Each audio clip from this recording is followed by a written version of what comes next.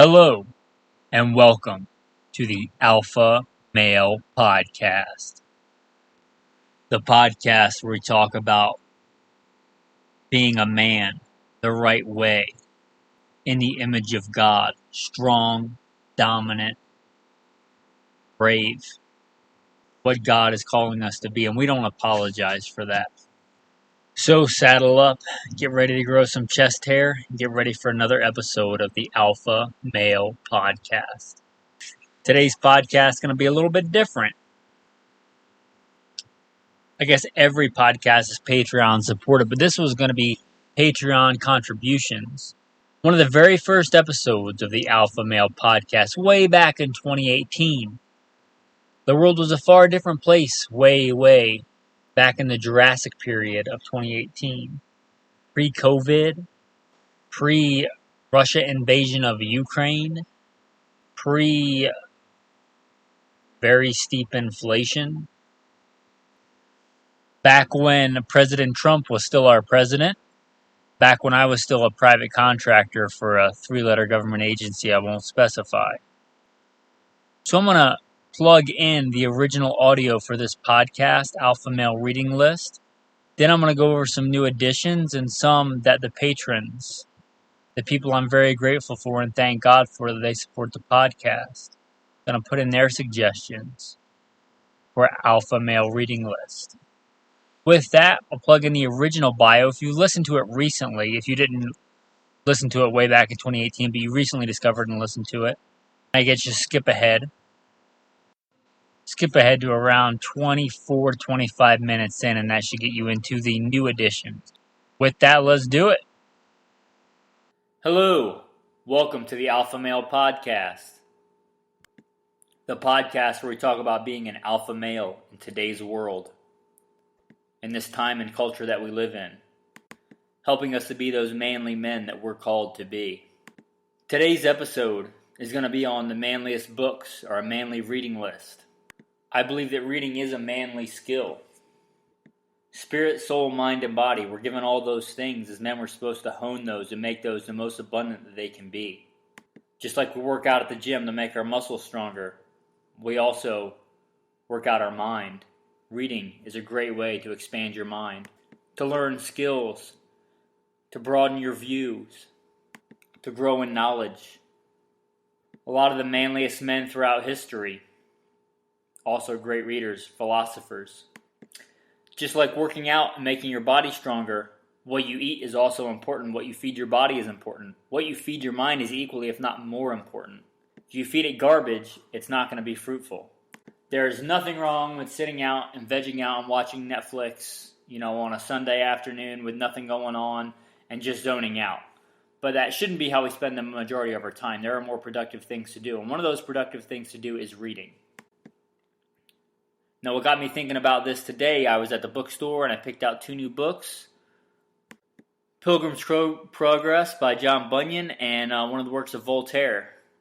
And got me thinking about this episode, and it got me thinking about how much I love books, and a lot of people wouldn't guess that about me. But try and read a book a week usually. It can be done, even if you're working 12, 14-hour days if you make the time. Even with working out, even with everything else, you can make the time. Especially, we're very blessed in today's day and age. Audiobooks are great. If you got to drive to work, nothing wrong with listening to music, but if you've heard that same song 10 times, maybe get a good audiobook and learn something. A great way to grow in manliness. Now this list is just pulled from my own head. I actually did it when I was finishing up at the gym tonight on my drive home, which is about 5 minutes, and I got a ton of books of my favorite manliest books. So we'll go through those. As always, I am your host, Michael Melito. The manliest thing about me, I follow Jesus. I'm a Christian. I come at everything from a Christian perspective and a Christian worldview. This podcast is no different. And I make no apologies for that. That is first and foremost in my life, and it will come out in everything, hopefully. Born and raised on the East Coast in the South. Hunting and fishing, running around the woods with a shotgun or a rifle. Joined the Marine Corps at 17. I am a combat veteran, did a couple tours in Iraq. Went to war a few times. In the infantry, got back. I was an urban warfare instructor for the Marine Corps. I got out and went to work for LAPD. I did that for several years, law enforcement, that agency and another agency, and I did just basic patrol assignments. I did more specialized assignments. FBI firearms instructor, NRA firearms instructor, bunch of different things. I got back in the military. I'm in a different branch currently. I won't say which one because I'm currently still in and serving in the armed forces, and I am currently working for one of the 3-letter government agencies. I won't say which one again because I'm still in. Still enjoy plenty of manly things, manly hobbies. Obviously reading my Bible, praying, going to church, working out, reading, which is what today's episode is about, hunting and fishing and shooting, off-roading, knot tying, all kinds of manly stuff there. So let's jump into it. Let's get into the manliest books. Book number 1, no surprise, the Bible. The manliest book you could ever read. Now, this podcast is not meant to be a sermon. If you want that, you can go to Simple Man Sermons. It's my main podcast. It's just kind of a side one, but Simple Man Sermons.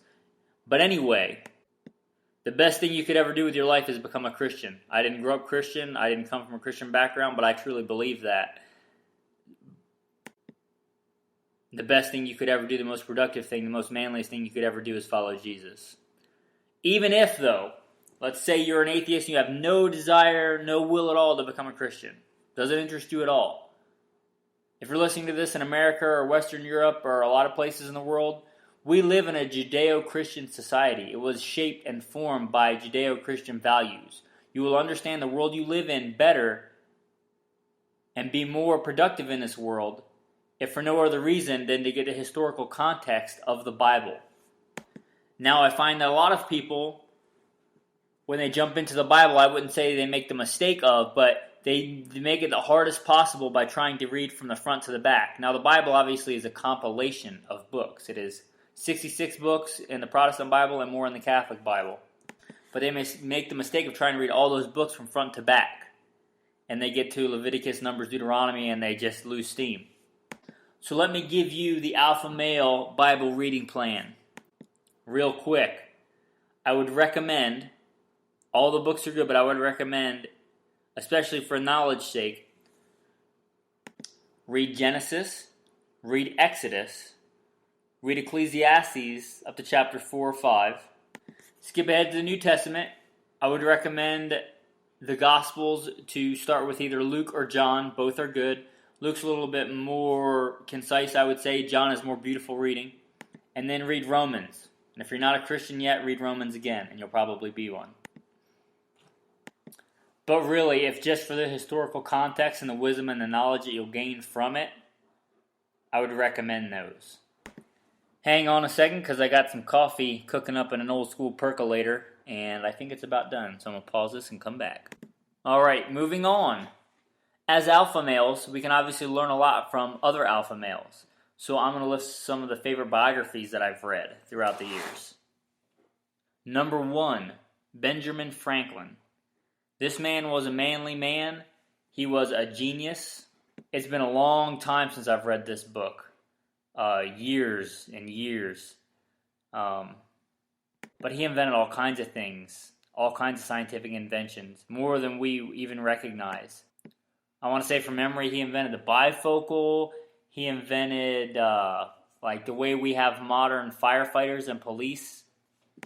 He did all kinds of experiments on energy, not just electricity. And one of the founders of this country. He did a lot of great things, things that you wouldn't know unless you read his biography. Definitely a manly man. We could all learn from Benjamin Franklin, one of the best biographies I've read. The next one, a biography I read this one in Iraq years ago, and it was a biography of Alexander the Great. Now, I'm sure that many people have done in that biography on Alexander the Great, and honestly, I can't remember which one it was. But any good one, any good author writing on Alexander the Great is worth reading. That man did so much. He pretty much conquered all of the known world, and he conquered worlds that nobody even knew about. I mean, he went to India. People in Europe, people in Greece didn't even know about those places. A great conqueror, also a great thinker, a student of Plato, Aristotle. You can read those books too on Plato and Aristotle. Those are pretty good. but not good like the Alexander the Great biography was good. Just a great man, a manly man, did a lot of manly things. A great warrior, a great general, a great fighter, a thinker, not just on the battlefield, but I mean a lot of culture that he spread shaped the world that we live in today. When he died, some of his dynasties of his generals lived on and shaped culture all around the world, in Egypt and Turkey and all kinds of places.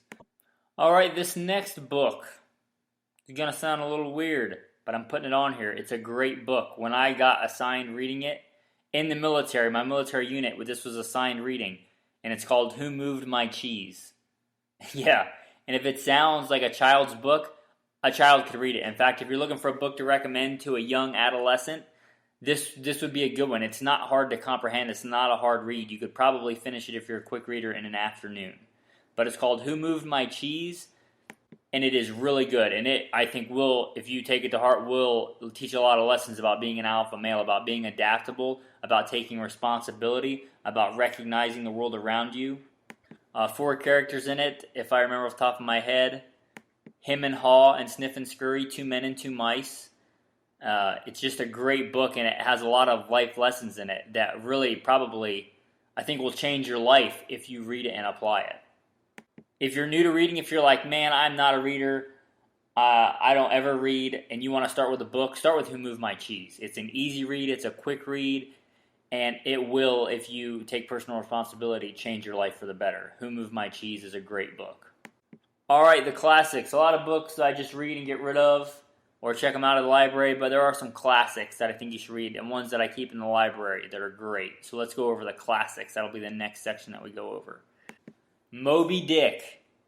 Great, manly book. Nobody will argue the manliness of that novel. It is a great novel. It is not just a story about a whale and killing a whale.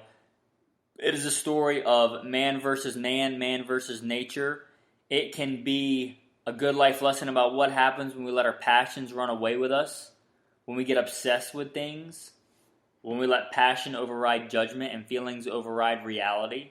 It's a good lesson there.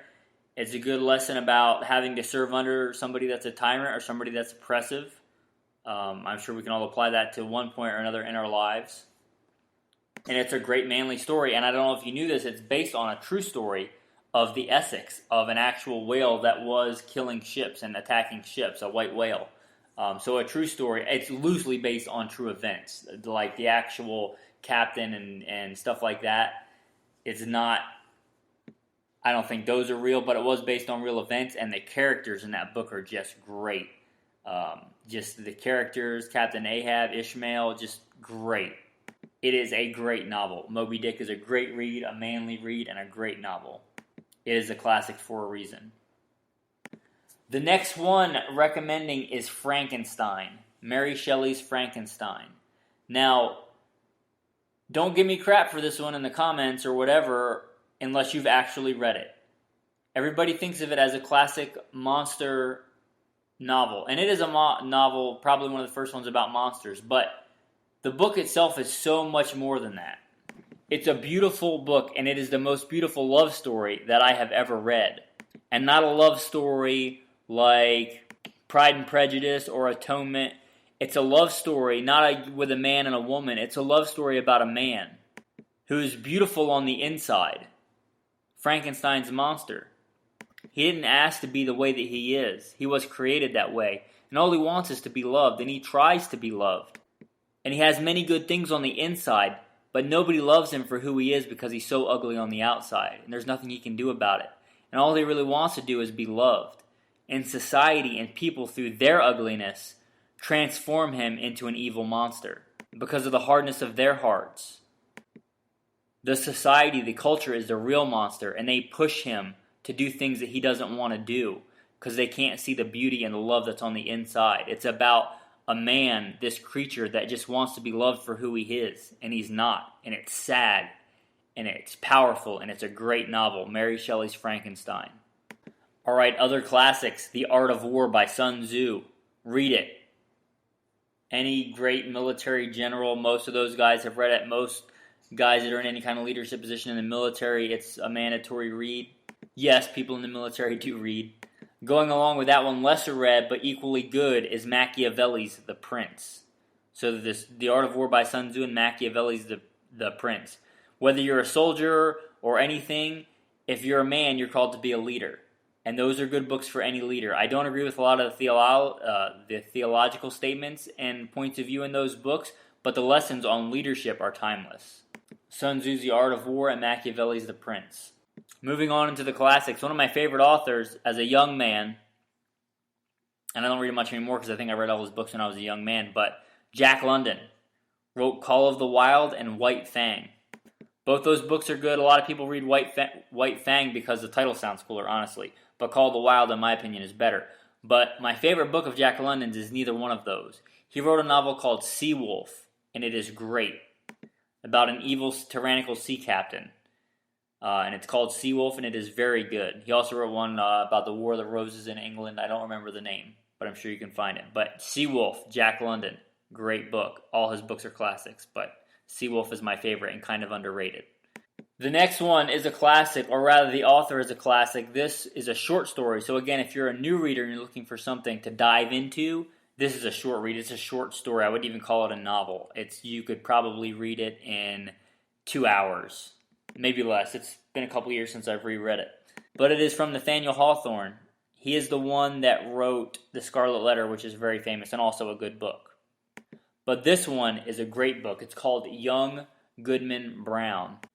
And it's a very powerful, very good short story. It was written, I think, in the 1600s by Nathaniel Hawthorne in New England, and it's set in that time and place, so it's set in the time and place that it was written, I believe.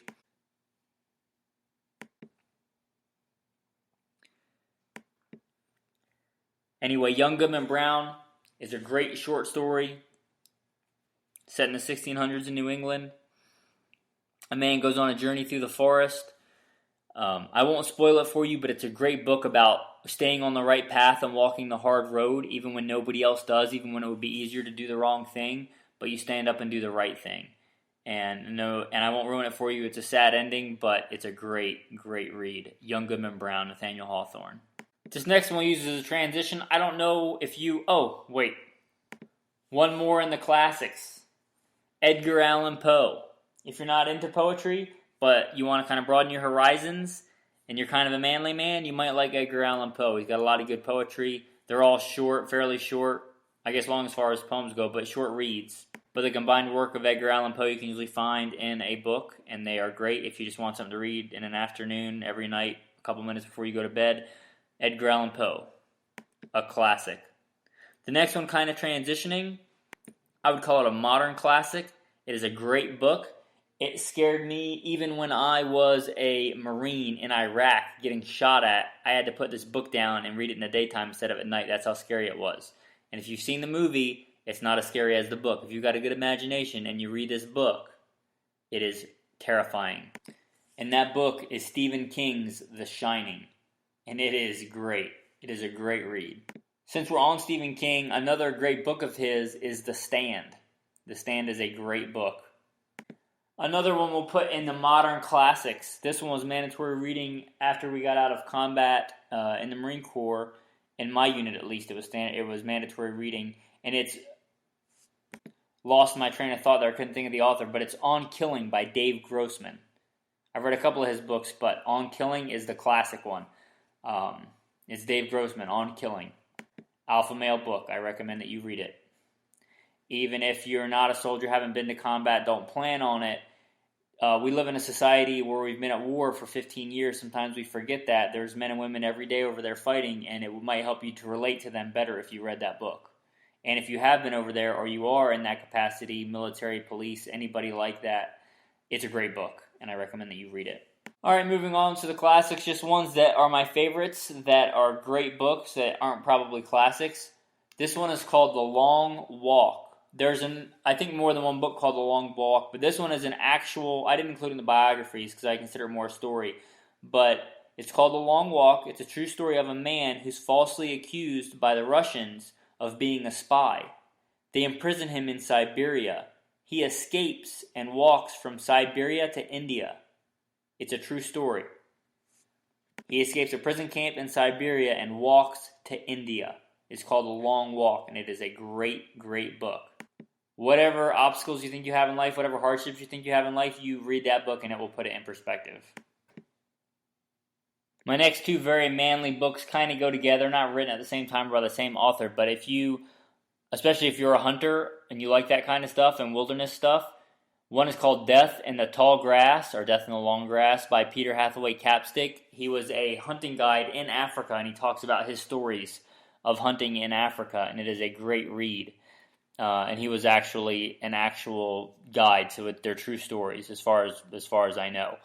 And the next one is similar to it. It's called The Ghost in the Darkness. It is a true story about a couple of lions in Africa that got a taste for human blood, and it is also, like I said, a true story, and these lions go around on a rampage killing, and it's about the men that have to hunt them down and take them out.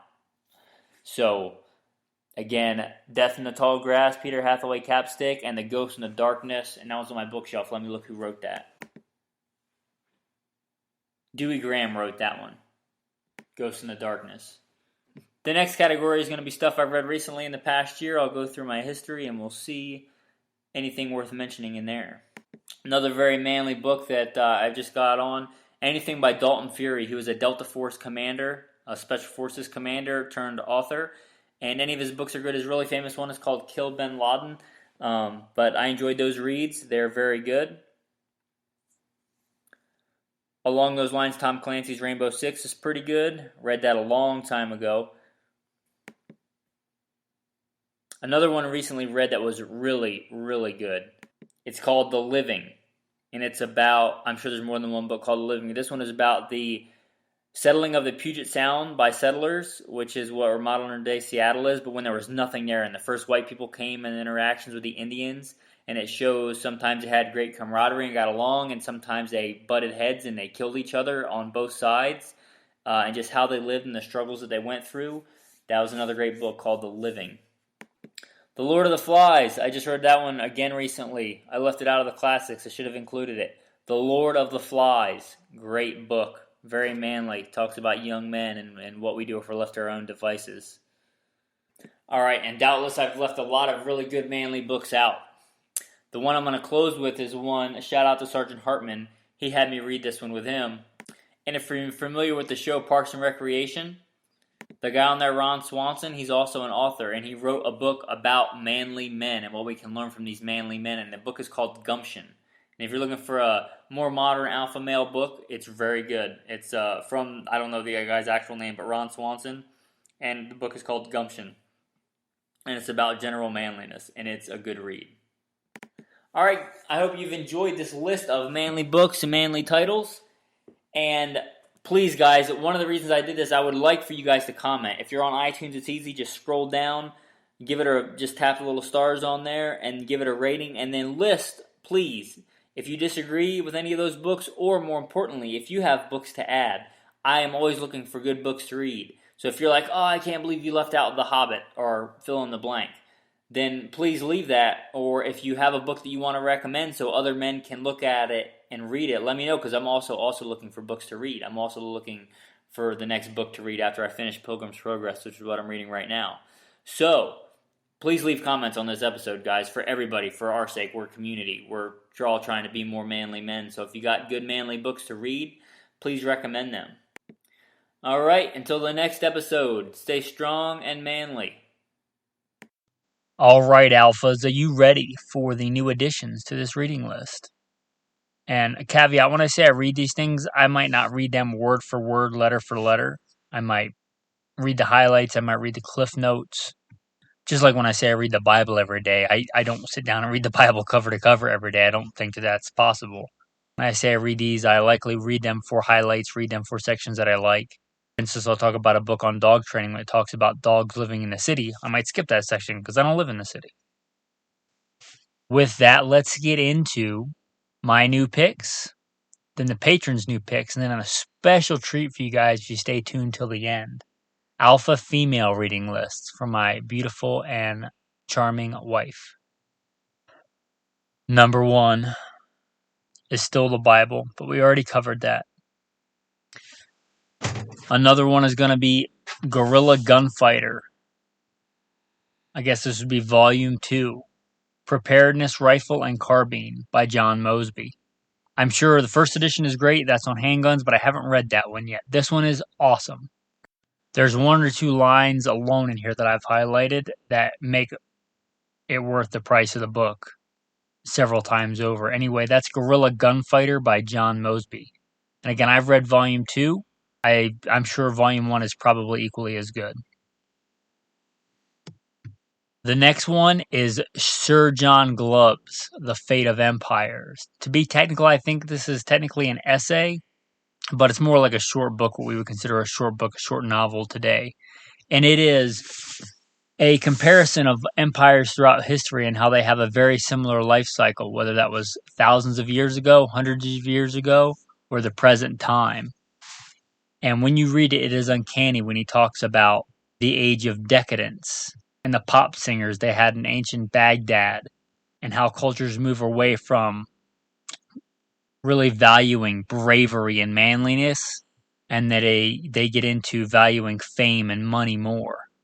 Anyway, the whole thing is chillingly, possibly foreshadowing of the times we live in now. Again, that Sir John Glubb's The Fate of Empires. I do believe that is in the public domain, and you can listen to it for free on YouTube. Whether you're of English origin or not, I just read one called The Anglo-Saxons. I thought was pretty good because we in America kind of are modeled after the English system. And the English system is not actually English, it's Anglo-Saxon, which would be German and what we considered a Viking and Nordic in nature. And it was kind of an eye-opener as to how we got to where we are. So that book, The Anglo-Saxons, I would recommend. The next one, you guys have been listening to the podcast for a while, we recently have gotten a dog, a Rhodesian Ridgeback named Alexander Hamilton, who is by far the best dog I've ever had, who did not even exist at the time of the first recording of this. But I picked this book up used at a bookstore here in town, and it is called How to Be Your Dog's Best Friend. Now, don't let the title fool you. It's not some sappy new age garbage about dog training. It's a really good book about dog training. Unlike a lot of the new schools where I suggest positive reinforcement, and I'm all about positive reinforcement for dog training. It's about positive reinforcement and punishment when needed. It is a great book. I've been training dogs since I was young. If you've trained no dogs or a lot of dogs, I think you would gain from reading the book, How to Be Your Dog's Best Friend by the monks of Newski. One of the books that I had when I was a young kid and I thought about it, and my wife helped me find it on eBay, and it's simply called Weapons, and it was printed, it says on the 2nd of February 1954, and it is amazingly good. It's amazingly just hand-drawn, pen and ink. I think I like it as much for the art as for the reading of it. But if you just like an overview of weapons throughout history, from a spear to modern artillery, it's simply called Weapons, and likely there are many books called Weapons. This one has a red cover. It's got some, I believe, Greek hoplites on the cover of it with their spears out and their shields. It is a phenomenal book. It was great when I was a kid reading it in my bedroom. Long before I joined the military, it's great now after decades of professional gunfighting. Again, it's called Weapons, and it's printed in 1954, and it is fantastic. The next one I'm going to suggest, Wild Edibles. And I don't care, I'm not going to recommend a specific one, but a wild edible book on where you live, specific to you.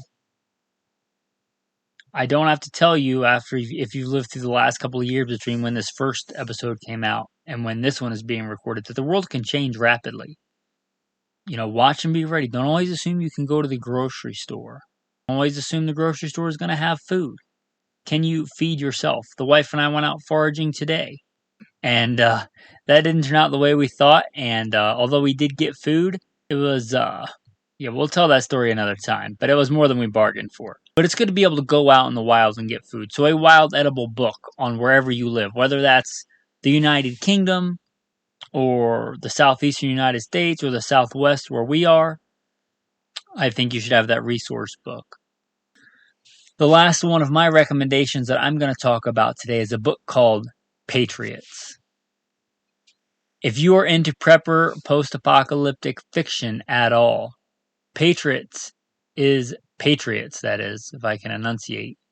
Patriots is my favorite book, and it's unlike any book I've ever read in that it's fiction, but it's kind of written as a fiction book that's also a reference book. It has a ton of tips, a ton of practical things from tactics to medical advice.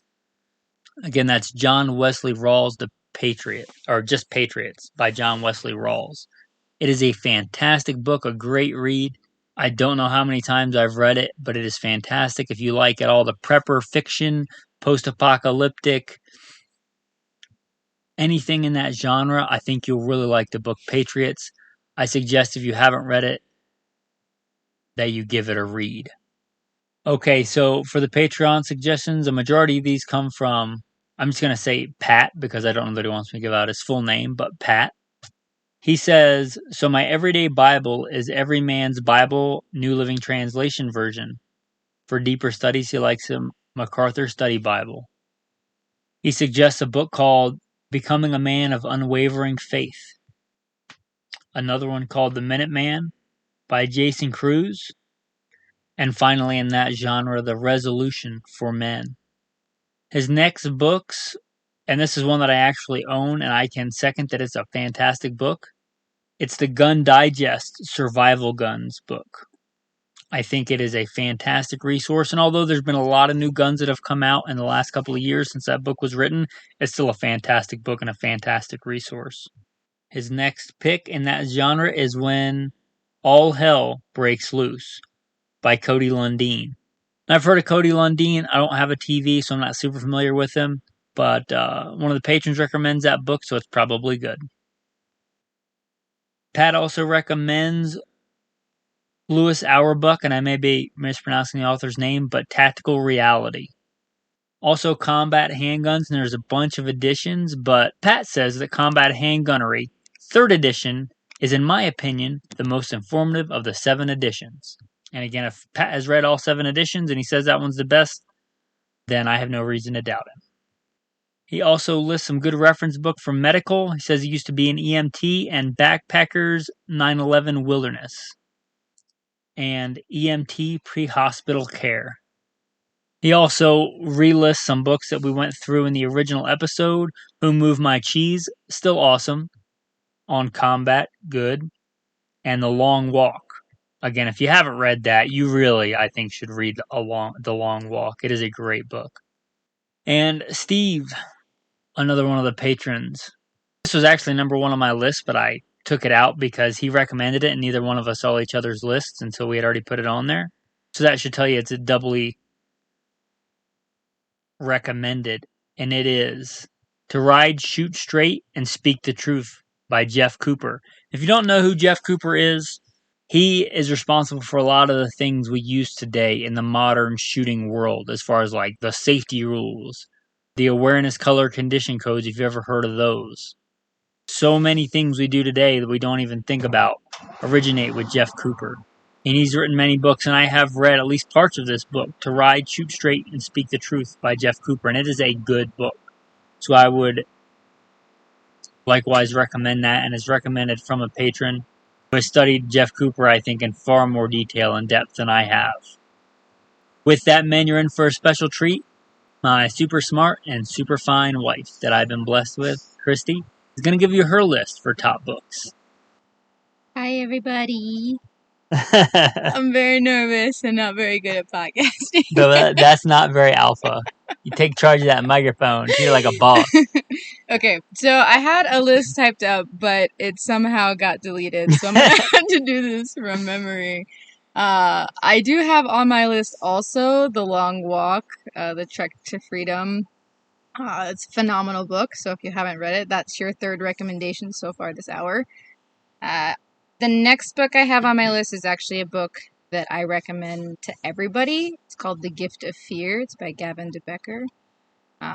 It dives into how you should trust your fear instinct. And then Gavin covers the differences between fear and worry and anxiety. And really only fear has a true place as far as a survival skill goes. I recommend this specifically to women just because women tend to be victims more often of violent crime. But I think if you're a male and you have a female in your life that you love, whether that's a wife or a daughter or a niece or a cousin or anybody, he's got some really great information on just the different risks that are posed to women. So I think that this book for sure has saved my life at least once, and maybe several other times just from me making smarter decisions after reading it. So Gavin de Becker, The Gift of Fear is another recommendation. Another book that I read recently, Michael listened to this with me for a bit, was The Coddling of the American Mind. It's by a couple of authors, neither of them I can pronounce their name right, so I'm going to skip that. But it essentially goes over what's going wrong on college campuses today. And I had a great experience at my college and university. I felt like I walked away with, a broader set of horizons and learnings from my experience. But I realized that's not the case throughout all of America.